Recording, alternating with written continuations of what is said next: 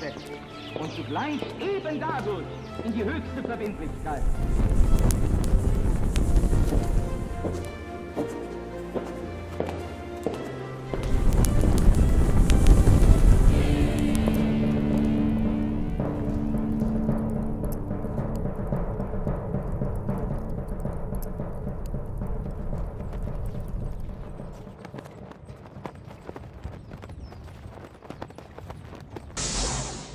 Muy bien, bienvenidos sean todos ustedes, tengan muy buenas tardes, gracias por seguirnos con, tanta vehemencia y constancia. Con tanto aguante, ¿no? Con tanto aguante en esta propuesta llamada La Brújula que hacemos con mucho gusto por Conclusión TV y con Pablo Daoli. Lucas, querido, ¿cómo te va? ¿Qué decís? Muy bien. Muy bien, bueno, acá grabando, siempre manteniéndonos en línea con lo que, siempre dijimos que era retornar con La Brújula, mantener temas activos y mantener la llama. Muchas veces homenajeando a seguidores de hace años que tenemos, la verdad, y eso a mí me conforta muchísimo. Por supuesto.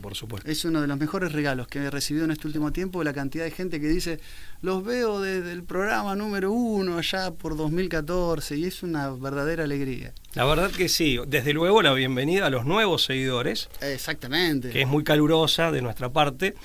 Pero sí, cuando aparece un seguidor, digamos, que evoca con alguna nostalgia, incluso porque arrancamos si no mal recuerdo, en 2014, efectivamente. Mayo, abril. Y como bien decías vos en algún programa anterior, nos veíamos mucho más jóvenes.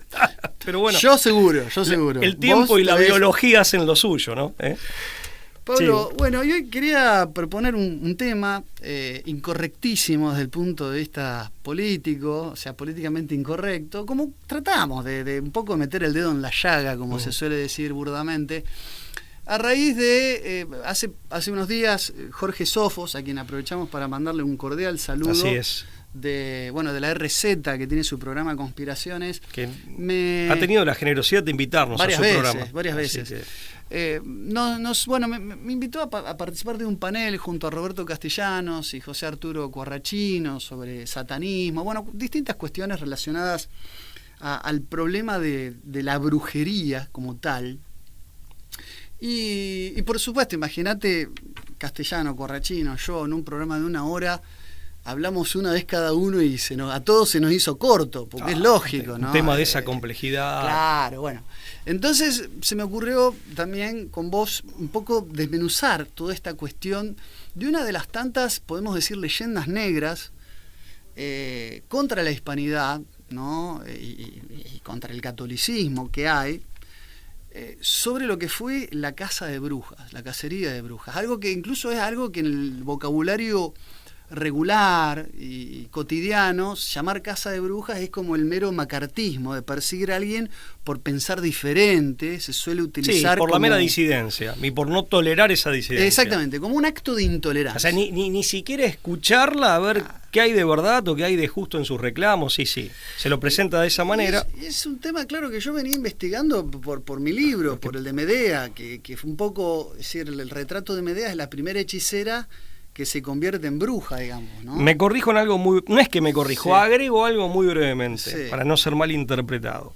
Es presentado el tema de esa manera, pero además, y este es un elemento fundamental, es adjudicado al contexto católico en general e hispano-católico en particular. Claro, y esa es una aclaración, porque en el mundo anglosajón tal vez esto de la casa realmente, de hecho, fue más así. Ahora fue más parecido a ese relato. Vamos a intentar echar un poco de luz a todo esto. Por supuesto que en los distintos tribunales inquisitoriales de principios del mundo moderno, estamos prontos a admitirlos, como existe actualmente. Puede haber habido desafueros, demasías, excesos, injusticias, pero la historia completa, es decir, de lo que a mí me preocupaba que no se hablara nunca, es decir, es de la brujería. Es decir, se habla de la casa de brujas, mas no nunca de la brujería. Entonces, ahí es donde un poco la historia completa, y a riesgo, insisto, de ofender muchas directrices de pensamiento que hoy sobreabundan, vamos a tratar de aportar algunos datos. La leyenda negra se compone, de hecho, les recomendamos 2 libros, el de Vittorio Messori, Leyendas Negras de la Iglesia Católica, y Que no te la cuenten, del padre Olivera Rabasi, que como introductorios de las distintas leyendas negras son interesantes, asequibles de ser leídos para meterse en estos temas, rompen con algunas estructuras de pensamiento que solemos tener a priori. En caso del libro del padre Rabasi, conozco la obra, pero no la he leído. Tomos, son por lo menos 3 tomos. Yo no la he leído, no he tenido ocasión de consultarla, cosa que me gustaría hacer, pero bueno, a ver, tengo, digamos... He visto muchos de los videos de este sacerdote y la verdad que es un sacerdote que, digamos, la tiene muy clara, por así decir, y, digamos, es un estudioso. Tengo entendido que es historiador, aparte de sacerdote, y se nota que es un hombre erudito, un hombre estudioso.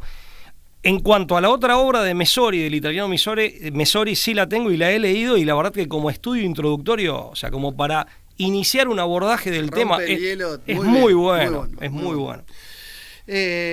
Bueno, la leyenda negra se compone de dos, o sea, a raíz de las humildes investigaciones que yo he hecho en su momento, se compone de dos partes.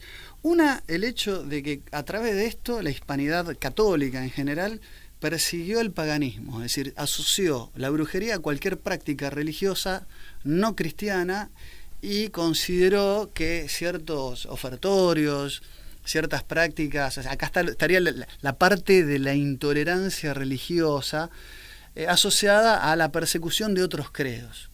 Y la segunda parte es el carácter justamente misógino que tendría esta persecución, donde muchas mujeres, por buscar el conocimiento y el conocimiento de las artes ocultas, fueron injustamente perseguidas y quemadas vivas, así como si fuera mansalva, digamos. Son los dos componentes que tiene esto. En realidad la palabra bruja como tal aparece en las lenguas romances recién en el siglo XIV, en el año 1316, con un libro, por lo menos en lengua castellana, que es el libro de las Confesiones de Martín Pérez. Dice que hacía referencia en realidad a ciertas personalidades mitológicas que adquirían formas de pájaro por las noches, y que hacía referencia muchas veces a las lamias. Las lamias eran seres mitológicos con cabeza de mujer y cuerpo de serpiente o de dragón, ¿no? Pero con el tiempo la brujería se convirtió, o la concepción, el concepto de brujería adquirió otro significado, que sería un conjunto de prácticas que trascienden la mera hechicería. O sea, serían prácticas de hechicería, pero con el fin de proferir maleficios, conjuros, para hacer el mal y a instancias de un pacto demoníaco. ¿Sí? Está la diferencia. A prima facie habría que hacer una salvedad, pero vos... No, agrego simplemente porque sé que tenés bien estructurada la exposición. Vamos discurriendo. Añado que sí, de hecho voy a citar textualmente de este libro, que lo recomiendo, la verdad que es un libro esclarecedor. Se llama Santidad, Superchería y Acción Diabólica. Santidad, Superchería y Acción Diabólica, y como subtítulo, Principios de discernimiento de los fenómenos extraordinarios. Distingue muy bien lo que es fraude, lo que es fraudulento, lo que puede ser un fenómeno también, por otra parte, psiquiátrico, neurológico, patológico, de aquello que es paranormal, por utilizar la terminología, digamos, coloquial, y de lo que tiene que ver ya con algo preternatural o sobrenatural. Claro. Preternatural, demoníaco o angélico, malo o bueno, y sobrenatural, la divinidad, Dios, bueno, ¿no? Claro. El autor es un sacerdote católico, el padre Miguel Ángel Fuentes. Acá hay un currículum muy interesante, doctor en teología, licenciado en teología, autor de varios libros. Como nota al pie, porque sé que el programa es cargado y tenemos un límite de tiempo, él de hecho lo hace una cita tomando a un autor, Nolding, la hace en latín, traducida es el maleficio, porque ese es el concepto adecuado, es el más genérico. El maleficio es el arte de hacer daño a otras personas mediante la intervención del demonio, y más técnicamente, de modo técnico dice, se limita el concepto de maleficio a aquellos trastornos provocados por el demonio a consecuencia del requerimiento de alguna persona. Claro. Y hace una distinción, pero no sé si... si querés la continuamos. No, dale. No, desde luego que establece las causas, como causa eficiente el demonio, como causa cooperante el hombre, el maléfico. Claro. Interesante porque hay una película de Disney, ¿no? Maléfica, por lo menos en la traducción al castellano, aquí en Latinoamérica, en Hispanoamérica. Puede tener una causa instrumental cuando se utiliza algún material a modo de amuleto, eso es propio de los hechizos. Y distingues, siguiendo al exorcista tan famoso, ya fallecido, Gabriel Amorth. El padre Amorth. Amorth, efectivamente, distingue 4 tipos de maleficio, ¿no? Que va en la línea de lo que vos decías. Magia negra o brujería, que incluye ritos satánicos que culminan en las misas negras, que a diferencia de lo que se suele creer, su característica es hacer recaer el maleficio sobre una persona a través de ritos o fórmulas mágicas, pero sin usar ningún objeto específico. Las maldiciones, después en todo caso lo especifico, las maldiciones, lo que se conoce vulgarmente como el mal de ojo, y el hechizo, en donde sí se utilizan instrumentos simbólicos, ¿no? O sea que son esas 4 categorías de maleficios. Pero bueno, perdona la interrupción, está pero... perfecto. ¿no? Viene como nota al pie aclaratoria de qué... ¿En qué se diferencia el mero hechizo, la mera hechicería de la brujería? Es decir, de hecho en Medea, de Eurípides, la de la tragedia, pasa de ser la hechicera, la sobrina de Circe, esposa de Jasón, para convertirse en bruja desde el punto de vista que vos acabas de mencionar, cuando hace un pacto prácticamente para vengarse y utiliza su magia y su poder para proferir el mal, ¿no? Y eso ya desmiente, Lucas, esta asociación, digamos, como que la brujería habría aparecido como una suerte de enemigo definido por el propio catolicismo, pero definido arbitrariamente, supuestamente. Exactamente. Y de hecho, 2 fuentes, Castellani en Psicología Humana y Chesterton en El Hombre Eterno. Chesterton en El Hombre Eterno dice que en el mundo pagano, si había algo que sobreabundaba, era la brujería, ¿no? No es que todo el mundo la practicaba, desde luego. No, y no son sinónimos, claro, paganismo y brujería. Eso hay que... Claro, no totalmente. Son sinónimos, porque ¿no? Aparte los propios paganos lo detectaban. Claro. Y Castellani, abonando esto último que acabo de decir, en Psicología Humana, Castellani dice que Aristóteles, el fenómeno de la intervención de demonios, digamos, en el sentido cristiano de la expresión de estas entidades o de estas personas que son demonios, Aristóteles ya lo había observado y lo había hecho objeto de estudio. Eso está en Psicología Humana de Castellani, con lo cual no es que es un invento del cristianismo como para definir era un enemigo. Claro, y la condena, y los propios paganos lo tenían en claro. Exactamente, había condenas preexistentes dentro del propio paganismo, claro, a esas prácticas. Eso es interesante de advertir. 3 documentos pude registrar declaradamente condenatorios de la Iglesia Católica, ¿no?, con respecto a estas prácticas. Una bula del año 1260 de Alejandro IV, que fue un papa muy próspero, que tuvo un corto pontificado, fue el que canonizó en el año 1255 a Santa Clara de Asís. Pero claro, hablaba de artes ocultas, ni siquiera existía como concepto, dijimos que era de 1316, esta idea de bruxa o bruja, ¿no?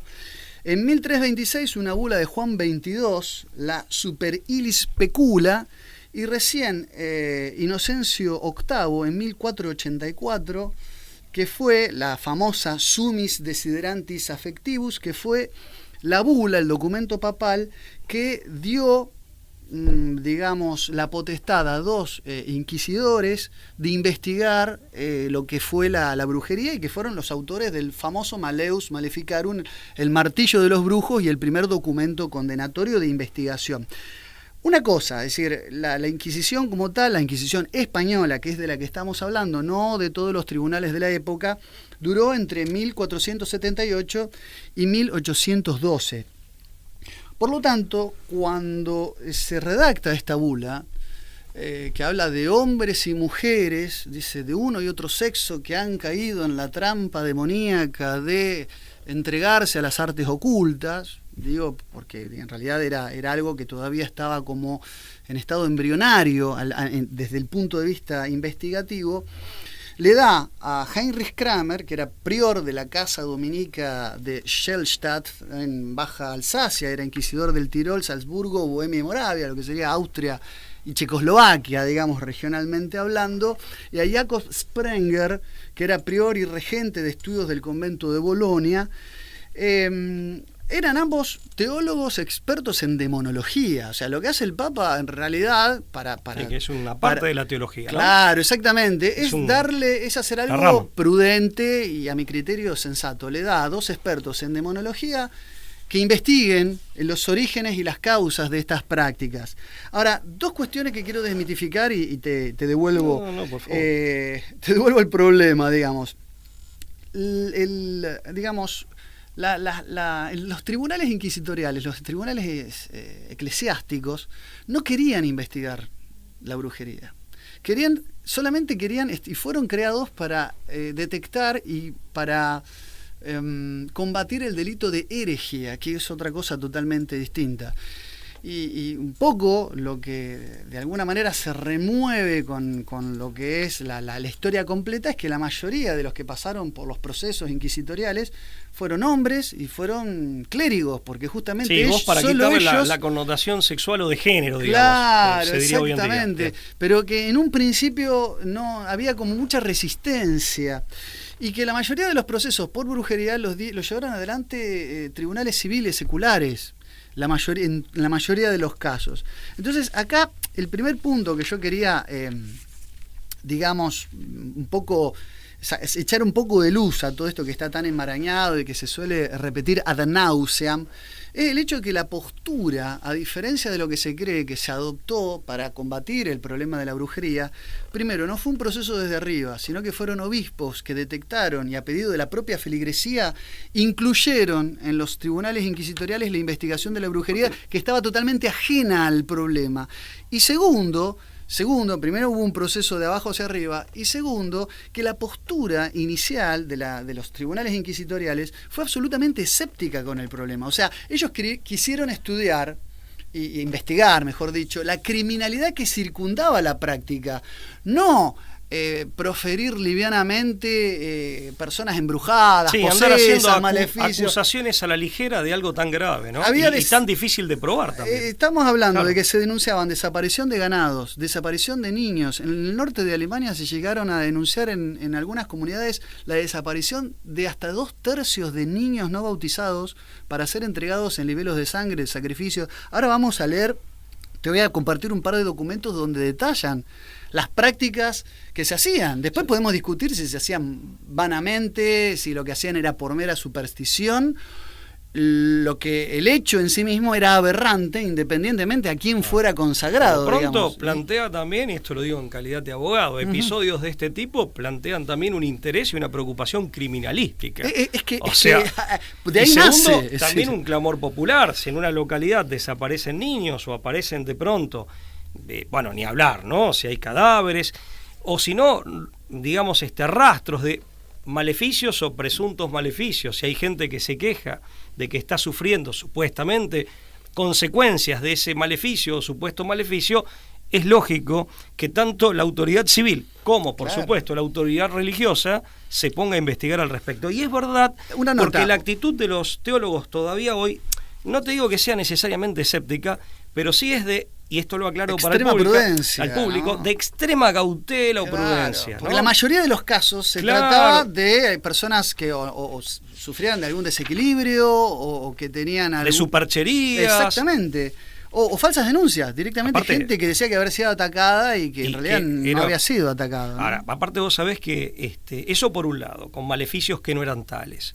Y en algunos casos, más difícil de probar, por supuesto, pero también es una disquisición que hay que hacer, es otro supuesto, de maleficios que existieron como práctica, como operación o trabajo, como se le dice vulgarmente, pero que no surtieron ningún efecto. O que el efecto en todo caso no tuvo que ver con ese maleficio real o imaginario y fue más bien obra de la autosugestión. Claro, que en contextos así, la sugestión cunde al modo, me atrevo a decir, puede llegar al nivel de una psicosis social, ¿no? Claro, exacto. Hay una autora, quería decir simplemente esto, hay una autora, Eva Lara Alberola, de la Universidad de Valencia, que hizo un estudio, una investigación sobre las distintas literaturas contemporáneas sobre la brujería, y es ella la que llega a esta conclusión, que en realidad los distintos frentes de investigación y de abordaje del tema partieron de postulados absolutamente escépticos y condenaron más la práctica homicida y el delito en sí desde la criminalística que el hecho mismo del conjuro maléfico. De atribuirle alguna exactamente. Algún ingrediente de ese tipo. Yo después, ahora no, me gustaría más bien más adelante en el programa, pero ya lo voy adelantando, como expresión de esta cautela, que es de siempre y que se mantiene. Voy a hacer una cita de un autor que sé que has leído, que es Corrado Balducci. Sí, claro. Conocido... Lo abordamos cuando dimos el programa sobre satanismo y rock and roll. Claro, él tiene un libro, Adoradores del Diablo y Rock Satánico, sí. Pero un hombre del cual Gabriela Mort, si bien le ha criticado alguna que otra postura, es un hombre que Gabriela Mort le reconoce erudición en el tema. Sí, exacto. También ha incursionado de los pocos sacerdotes que ha incursionado en cuestiones, y intentó hacerlo seriamente, no sé si con éxito o no, de ufología, ¿no? Que muchas veces es difícil desde la curia romana abordarlos, ¿no? Es un tema al que en general los investigadores con sotana le han resultado esquivo al tema, ¿no? Y él ha hablado de ufología. Sí. Corrado Balducci, ¿no? Yo me acuerdo que eso, bueno, vos tenías algún texto, alguna vez me has comentado. Sí, claro, hay varios, tiene varios. Bien, bueno, hay 3 documentos, Pablo, 3 documentos que llegué a divisar que describen un poco cuáles son las que compendian algunas de las prácticas que no había estadísticas certeras, es muy difícil, ¿no?, de establecer, pero hay 3 documentos que hablan de las prácticas que circundaban, insisto, a la brujería. Uno es el tratado muy sutil y bien fundado de las supersticiones y hechicerías de Fray Martín de Castañeda, del año 1529, una obra de carácter escéptica por parte del autor, no solo por su formación escolástica, sino porque él era un admirador de Erasmo de Rotterdam. Un humanista, cristiano. Claro, digamos. él tenía ya esa cosa impronta humanista, ya había cierta injerencia del nominalismo filosófico. No podemos decir que era un patriarca de la iglesia, al contrario, tenía ciertos rasgos modernistas. Claro, un hombre de su siglo, un hombre del siglo XVI. Del siglo de transición, claro, exactamente. Sí. Y restó siempre la importancia popular de los testimonios que alegaban aparición de mujeres voladoras, que se convertían en alimañas, y le dio relevancia a esto que decimos de la criminalidad. El otro es el Disquisitonum Magicarum de 1599, un poquito posterior, de Martín del Río. Estamos hablando de tratados en castellano, ¿no? De españoles, de autores españoles. Es un tratado meduloso y descriptivo, y tan descriptivo es este documento, que un padre dominico... Debe ser bastante truculento, ¿no? Porque sí, muy enreverado. Un padre dominico, Tomás de Maluenda, lo ataca al documento diciendo que debería estar prohibido porque con la intención de combatir la brujería y la magia negra terminaba enseñándola. Es decir, era tan descriptivo el documento. Un viejo debate. Claro. Es un debate que todavía hoy con otros temas se reitera, ¿no? Y tal vez eventualmente se puede reiterar con en efecto. Sí, claro, bueno, por eso... Si alguien se pone muy descriptivo y explícito. Pero es un debate complicado. Porque...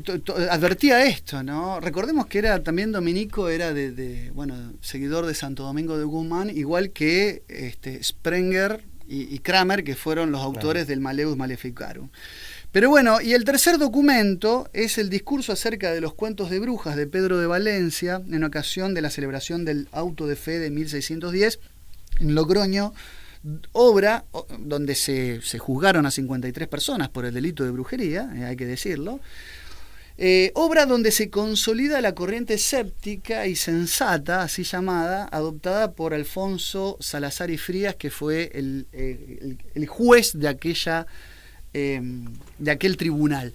Quiero decir esto, que en estos documentos se describen algunas de las prácticas por las cuales las personas habían sido sometidas a investigación, a proceso, no necesariamente condenadas. Declaraciones, testimonios, incluso víctimas, personas que habían sufrido en carne propia las vejaciones de embrujos, incluso de hostigamiento, de persecución, ¿no? A la que le habían secuestrado un hijo, una criatura. Describen algunas de las prácticas y dicen básicamente que se trataba de grupos organizados que se reunían en conventículos, generalmente en la oscuridad de la noche, y practicaban cultos de adoración al demonio. Practicaban orgías con fines rituales, banquetes antropófagos, libelos de sangre de neonatos no bautizados. Esto se ve, hay una película The Witch, La Bruja, que muestra todas estas facetas, ¿no? La muestra muy bien con una trama que ambivalente durante toda la película, pero al final remata mostrándote lo que es la brujería. Y hay registro, insisto, donde se documenta la desaparición de cientos, incluso de miles de niños para prácticas de este estilo. Hay un autor, Julio Caro Baroja, en un libro de 1995 que se llama Las brujas y su mundo, editorial Alianza lo publica, que describe que los demonios o las entidades malignas a las que se consagraban las prácticas y los grupos que practicaban la brujería y la magia negra, los nigromantes, eran el culto a Moloch, qué coincidencia con lo que vimos de Bohemian Grove, ¿no? Para traerlo a la actualidad. La Marstú, que es una deidad acadia, también conocido como Dime en la tradición sumeria, que es una deidad femenina, pero con una deidad del bajo astral, sería una entidad demoníaca. Sí, en términos del esoterismo. Exactamente. Claro, eso del bajo astral. O Lilith. O sea, también. Claro, bueno, tal cual. Es decir, ahí hay como un connubio que aparece en algunas películas, ¿no? Claro, sí. Pero de alguna producción de Hollywood habla de este personaje, sí. Normalmente, a ver, decime, rescatame del error, pero también normalmente, a ver, ciertos cultos, Astarte, por ejemplo, o Astarot, claro. En definitiva, Ishtar. Claro, tenían que ver con este tipo de identidad, ¿no? Claro. Y bueno, y te leo un fragmento como para... Estamos hablando ahí de la Mesopotamia, ¿no? De la Mesopotamia antigua. Y de hecho, cuando hemos hablado, y los que han leído La Guerra Invisible, nuestro libro del 16, del año 16, por ahí ya lo saben, lo hemos puesto ahí, y en algún programa lo hemos mencionado, de que justamente una de las maniobras de acción psicológica y de revolución cultural que se intentaron en los años 20, a principios de los años 20, era, ¿no? Claro, Otto Gross, que era un psicoanalista, utilizaba... Sí, tal cual, aparte revolucionario marxista, lo apoyó, iba a apoyarlo Bela Kun y murió en camino a... Quería hacer psicoanálisis con drogas psicodélicas y el culto esotérico Astarot. Él decía que había que digamos, desempolvar y adaptar al siglo XX tipo de culto dionisíaco, podríamos decir, tipo cercano a la escuela de Frankfurt. Yo creo que Gross era un tipo que tuvo que ver sobre todo con Adorno, que era musicólogo, pero tengo entendido que Gross era una generación anterior. Claro. Aparte él muere camino a la Hungría de Bela Kun, cuando Bela Kun está en 1919 haciendo su revolución marxista, ¿no? Sí. Bueno, dice, por esta bula pontificia sabemos que brujos, brujas reniegan de Dios, blasfeman, adoran al diablo, le consagran sus hijos y a menudo hasta se los sacrifican. Juran en nombre del demonio, desobedecen las leyes y cometen incestos y 1000 crímenes espantosos. Matan a personas, las cuecen en grandes calderas, dice, en las reuniones sabáticas y se las comen. He leído en libros de autoridad que a los niños que les son presentados al diablo, si no se los admite como catecúmenos, esto es como catecúmenos del demonio, los hacen picadillo y los cuecen para sus festines en el aquelarre.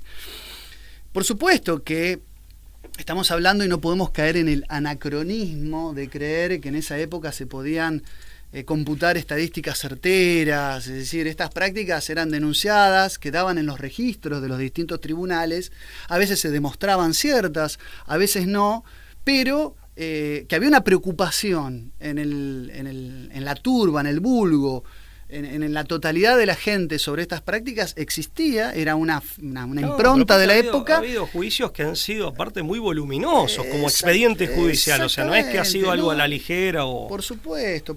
Lo que yo quiero decir con esto, y te dejo si querés abundar más en los detalles sobre las prácticas, es que se ha gestado una leyenda negra, por decirte o por darte algún dato específico. Silvia Federici le ha dado toda esta impronta en su obra el Gavilán y la Bruja, que es una transliteración de Caníbal, el Gavilán, que es un personaje en realidad de La Tempestad, una obra de Shakespeare, Se le ha dado toda esta impronta media Foucaultiana de que en realidad el brujo o la bruja era el marginal. Era el marginal que debía ser atacado por su baja condición y en realidad bajo una estrategia absolutamente misógina de silenciar a la mujer y prohibirle el conocimiento. Y tiene frases, ese libro yo lo leí, tiene frases, escogí alguna al azar, como por ejemplo, la casa de brujas rara vez aparece en la historia del proletariado. Hasta hoy continúa siendo uno de los fenómenos estudiados de Europa o tal vez de la historia universal, si consideramos que la acusación de la adoración al demonio fue llevada al Nuevo Mundo por los misioneros y conquistadores como una herramienta para la subyugación de las poblaciones locales. Eso es desconocer, la historia que acabamos de reseñar con algunos documentos que son incontrastables. Pero aparte, que te hablan del fenómeno incluso antes del cristianismo, claro. ¿Sabes por qué elegí esta cita, Pablo? Porque no se puede cometer tanta corrección política en tan pocos renglones. Mezclo proletariado, proletariado, pueblos originarios. Una lectura en clave economicista. Pero claro. Pero aparte es una banalización de la brujería. Pero es una burla. Encima la poca documentación que tiene lo trae de otra autora que es otra mentirosa compulsa como Cristina Larner. Y básicamente la tesis del libro es Confieso que no la he leído. Bueno, no te perdés de nada.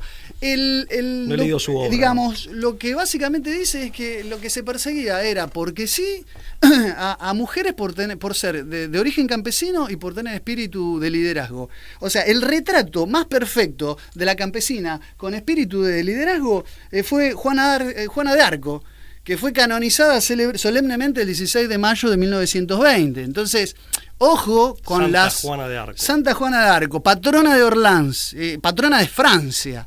Entonces, ojo con los retratos. Y qué mujer admirable. Claro. Todo está bien en esa mujer. Entonces, ojo con la cuestión de la acusación fácil y pronta, porque acá no estamos queriendo dar una leyenda rosa. Hubo desmanes, hubo demasías seguramente. Hubo desvaríos, hubo alguien que se creyó con poder más de la cuenta, sin lugar a dudas. Había también temor. Pero no podemos repetir estas gansadas, Y había Pablo. también temor y sinceramente, digamos, una preocupación legítima, pero que podía conducir a errores. Mirá, hablando de los famosos alumbrados de España, justamente este autor, por eso aclaro, no estamos hablando específicamente como antes de brujería y demás, pero claro. Hablando del tema, digamos, de los alumbrados, el padre Fuentes trae una cita, los alumbrados de Sevilla, el caso de los alumbrados de Sevilla.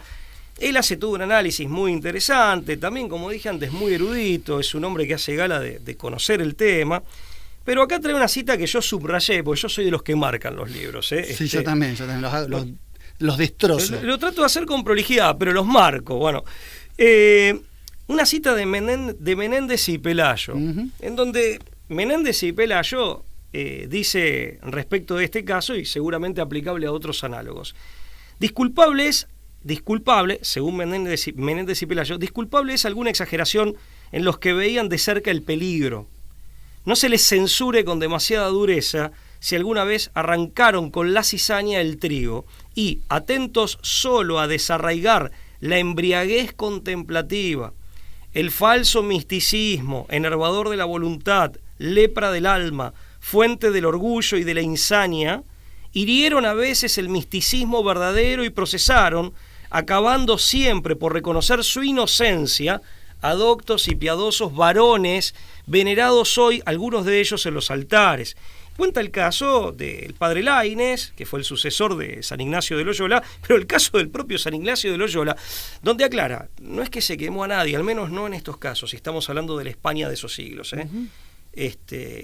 por lo menos por la investigación del caso de los alumbrados de Sevilla y fenómenos similares. Estamos hablando de Fray Luis de Granada, estamos hablando de San Juan de Ávila, pero sí padecieron, y el autor lo reconoce, obviamente esto fue injusto y fue doloroso, fueron sometidos a proceso. Claro. Para finalmente advertir que eran inocentes y, bueno, obviamente que no pasara a mayores. Pero ciertamente que para estas personas fue injusto, Y esto fue reconocido por esas autoridades, no solo en sus sentencias, sino después en el trato brindado, propinado con posterioridad, ¿no? No quiero abundar en ejemplos porque aparte hasta aburriríamos al público y nos desviaríamos del tema. Pero quiero decir, perfecto. También es muy fácil, insisto, estamos acá hablando de sentencias que terminan siendo absolutorias, que nunca llegaron a estos extremos, que aparte son extremos que, como bien decías vos, son más bien propios del mundo anglosajón. Claro. Pero por lo menos de lo que se conoce al respecto. Pero también hay que, digamos, con el diario del lunes, y digamos, y fuera del ojo de la tormenta, digamos, a veces se juzga a la distancia en el tiempo con alguna liviandad frente a fenómenos que en la época eran muy preocupantes y era muy difícil separar, como bien dice Menéndez y Pelayo, separar el trigo de la cizaña, ¿no? Tal cual. O sea, ver con claridad. Quiero hacer una aclaración porque alguno que nos está escuchando va a decir, bueno, pero cuando mencioné a Juana de Arco, muchos van a decir, bueno, pero pará, Juana de Arco murió en una hoguera y la canonizaron 500 años después. Ojo, atento. Ese caso, claro, merita una consideración quiero aparte. Hacer una consideración. Es decir, Juana de Arco tuvo primero a su propio Judas, que fue Juan de Luxemburgo, Juan II de Luxemburgo, que la traicionó vilmente, la entregó a los ingleses, y tuvo a su verdugo, a su ajusticiador, porque no era justiciero, de justicia no tenía nada, que era Enrique de Beaufort, el cardenal de Winchester, un obispo herético que se había entregado a la corona británica, y que cuando la quemaron a ella la acusan de transvestismo fue el delito de haberse disfrazado de hombre y haber conducido un ejército francés contra los ingleses. Imagínate que ella condujo una guerra contra los ingleses y los ingleses que la atrapan como prisionera de guerra buscan una excusa banal para quemarla en una hoguera, porque en todo caso el delito de transvestismo deberían adjudicárselo a aquellos que la siguieron engañados, que eran los franceses. Y Juana de Arco le dice a su inquisidor y en este caso a su verdugo, le dije, si yo fuera juzgada en el tribunal que corresponde no estaría atada a un palo muriendo injustamente. Es decir, ella misma le dice que ningún francés hubiera elegido esa excusa banal para matarla por crímenes de guerra, por haberse enfrentado a la corona británica, ¿no? Eso fue lo que hizo. Claro. Esto lo quiero decir, 500 años después fue canonizada solemnemente. Y una cosa más, 2 datos más.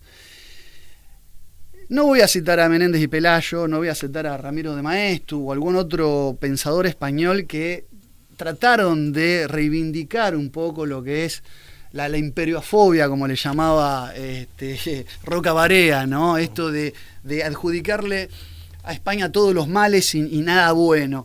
Voy a citar a un historiador británico, experto en cuestiones españolas, en historia de España, que se llama Geoffrey Parker, lo pueden buscar, y que dice que durante los 300 años del tribunal, que duró el Tribunal de la Inquisición Española, que se disolvió en 1812, con las Cortes de Cádiz, 300 años y que operó en 2 subcontinentes. En 2 continentes, en 2 subcontinentes, durante casi 400 años. Son Hispanoamérica se cargó y Europa Occidental.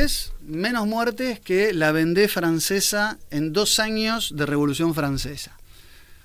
No estamos, 2 cosas, no estamos con esto justificando la muerte. Lo que está mal siempre. En eso Tampoco estamos claro, cayendo en una falacia tucuoque. ¿Qué es esto? No estamos diciendo que algo es bueno porque había otras cosas que eran peores. Aunque estos tribunales fueron, es verdad, más benevolentes que otros de la época que aplicaban torturas como el descuartizamiento. Eso no se dice habitualmente. Pero es para poner en contexto. De que se prefería, digamos, el juicio de esa autoridad religiosa cuando correspondía antes que el juicio de la autoridad judicial civil. Eso es cierto en el mundo hispánico. Los reos preferían ser juzgados por una porque corte. Están las actas de los abogados solicitándolo, de sus abogados solicitándolo. Pero una cosa importante, ese dato que vos citabas recién, haciendo el parangón con la Revolución Francesa, es un dato que trae también acá en el libro Año 10, lo pone Martínez Zubiría. Claro. En el libro Año 10, que en realidad hace referencia a la Revolución de Mayo, justamente separándola de la Revolución Francesa. Es un dato muy interesante. Bueno, Parker agrega más. Dice,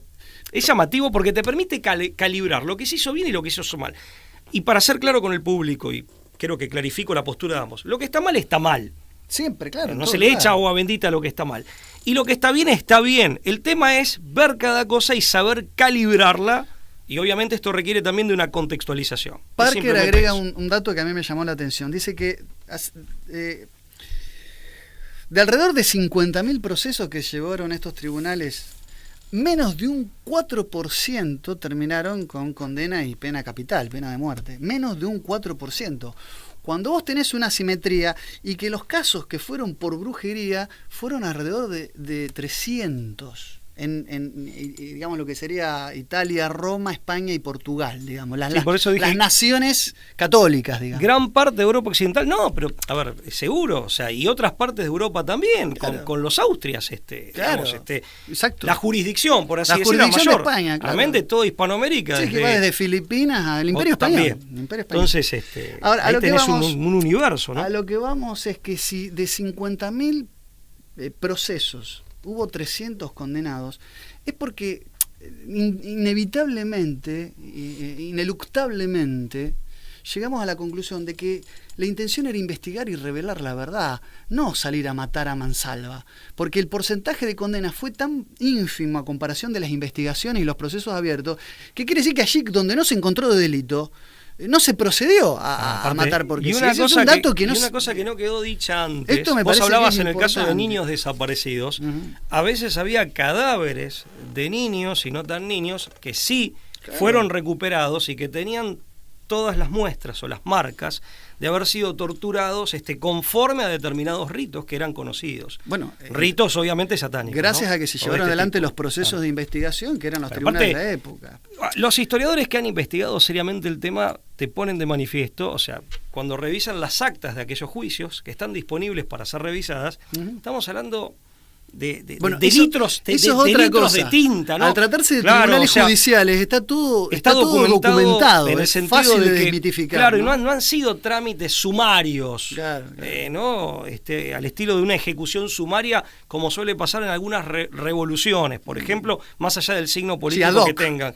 Claro, sino que se trata de un trámite judicial voluminoso, muchas veces farragoso en el sentido de que es, digamos, tenés miles y miles de fojas, ¿no? Si sumás los expedientes, entonces, en ese sentido, multiplicidad de pruebas con la discusión, ¿no?, del abogado que presenta, o sea, pruebas de un lado, pruebas del otro, la impugnación de la prueba de la contraparte, bueno, todos aquellos menesteres de los que nos encargamos los abogados, ¿no? Bueno, y un dato más, como para ir cerrando, no sé, como para ir redondeando el tema, es que hoy se está ponderando y siempre se idolatra la figura de la última bruja presentada como mártir, que es la Beata Dolores. Un caso paradigmático, pero también del que quiero hacer alguna pequeña desmitificación.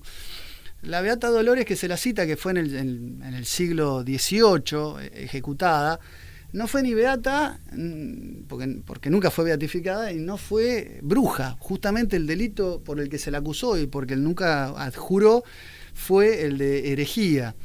Herejía esta que tenía que ver con una doctrina que era el molinismo, que trataba de conciliar digamos, las sagradas escrituras. Ella era, digamos, ella era hermana, era monja en un convento, y trataba de conciliar, era ciega, era invidente, y trataba de conciliar la voluntad de Dios con el libre albedrío, el molinismo llegando a extremos tales de que cualquier acción humana, sea del color que sea, necesariamente estaba dentro de los planes de la voluntad de Dios. Cosa esta no solamente discutible, sino condenable, porque te llevaba a un relativismo, un anarquismo moral escandaloso, y que ella misma fue partícipe de las más promiscuas manifestaciones, e incluso hay denuncias de que abusó de novicias dentro del convento. O sea, entonces las cosas no son blancas o negras, hay grises.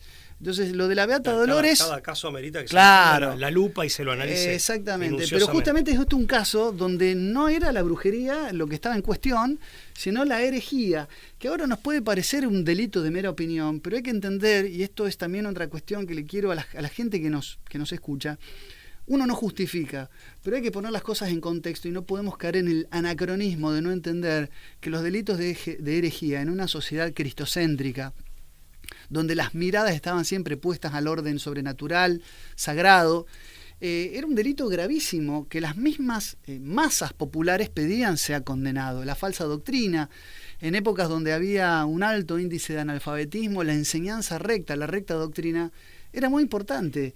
Y estos tribunales, les guste a quien les guste, y a lo mejor nos dirán de todo por lo que vamos a decir en este momento, vinieron a mitigar no agravar lo que pasaba antes de la aplicación. No echarle leña al fuego, digamos, sino... A ver, linchamientos públicos, lapidaciones, sí, había un sin clamor, juicio previo. Había un clamor popular muchas veces. Exactamente, había masas rugientes, y una cosa no dolientes, antes que... A ver, en el occidente posmoderno actual, sedicente democrático, también hay opiniones en algunos países que de distinto tipo que están tipificadas como delito, o que tienen algún tipo de sanción de manera directa o indirecta, de facto o de iure. Entonces, ojo con eso, de tampoco pretendernos poseedores de una libertad de expresión que tampoco tiene la envergadura que solemos atribuirle a las sociedades posmodernas del occidente actual. De sacralización de la democracia. Porque aparte todo sistema, aún el que presume de ser el más plural, siempre tiene premisas que no permite su discusión. O permite, es más, porque la diferencia está en si hay hipocresía o no en cuanto a esto, en cuanto a admitir o no que tenés determinadas premisas. Si vos te vendés como que no las tenés y en realidad sí las tenés, ahí hay hipocresía, y eso es una primera diferenciación que hay que hacer. Pero además, hay veces que el sistema puede poner, admitir la discusión al respecto en un marco de racionalidad y de respeto, y hay sistemas que ni siquiera permiten la discusión. O sea, ni siquiera la habilitan, y eso, podés encontrar ejemplos en el mundo de hoy, ¿no? Muchos. Una última... seguramente querés cerrar el tema. No, para ir cerrando y redondeando, porque hoy estamos... Sí, estamos pasados con algunos minutos, apretados con el tiempo. Porque solamente dos cosas. Déjame... ¿Te gustó el libro que te regalé? Me encantó, recomendadísimo. Mira, casi me olvido de hacer mención. No, por favor. Pablo, lo voy a decir yo. Pablo Davoli acaba de sacar un libro. Dejen todo lo que están haciendo, en este momento. Tampoco pretendía tanto. No, pero... dejen todo, lo digo yo, por eso digo, dejen todo lo que están haciendo y vayan a adquirir el libro de Pablo Davoli. Sí, Leviatán y el Imperio Dormido. Leviatán y el Imperio Dormido. Es un libro como es al un estilo libro Davoli, ¿no? No, este es corto. Yo soy más bien larguero. No importa, pero es un libro con donde se abordan temas de profundidad. Trato de bucear un poco. Y a tu estilo, ¿no? Muy gracias. Documentado, abultado y absolutamente frondoso, ubérrimo en documentos y material para Muchísimas investigar. Gracias. Bueno, el que esté interesado puede, basta con que escriba pablo.davoli.libros@gmail.com y bueno, ahí recibirán a través de ese correo electrónico las indicaciones correspondientes. Gracias, Lucas. Es un libro digital, es mi primer libro específicamente digital. En España sí va a salir en físico, pero bueno, para países hispanoamericanos, incluyendo el nuestro, por supuesto. Editorial EAS, del amigo Manuel Quesada, a quien le mandamos también un enorme saludo, un gran abrazo. Y bueno, y ya que hablamos de brujería, este programa, vamos a decirlo, hoy más que nunca está consagrado a la Virgen de Schoenstatt. Y evitando que nos caiga algún maleficio. Nos consagramos a la Virgen. Los invitamos a ustedes a hacer lo mismo y nos despedimos al próximo programa de esto que ha sido y va a seguir siendo La Brújula por Conclusión TV. Chau. Chau, hasta luego.